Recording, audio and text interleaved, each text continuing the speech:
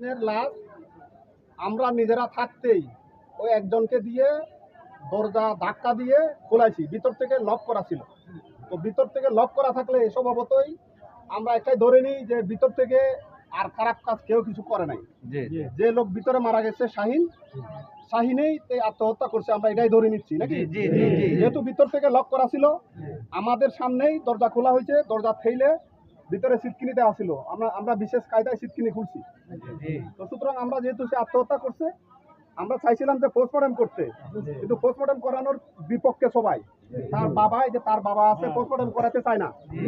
তার যে ওয়াইফের সাথে আমরা কথা বলছি, কেউ পোস্টমর্টম করাতে ইচ্ছুক না, তারা নাকি মামলা করবে না, দস্তখত দিচ্ছে।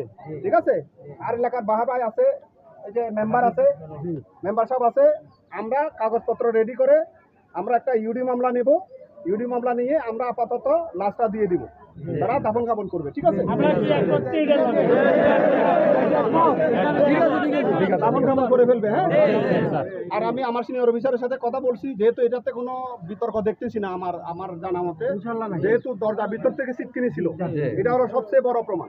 তো সিটকিনিটা আমরা খুলছি, এটা সিটকিনি খুলছে হলো আমাদের কি নাম, শাহাবুদ্দিন। আমরা ধাক্কা দিছি, ধাক্কা দিয়ে টিনের দরজা বাঁকা হয়ে গেছে, বাঁকা হয়ে ভিতরে ঢুকে গেছে।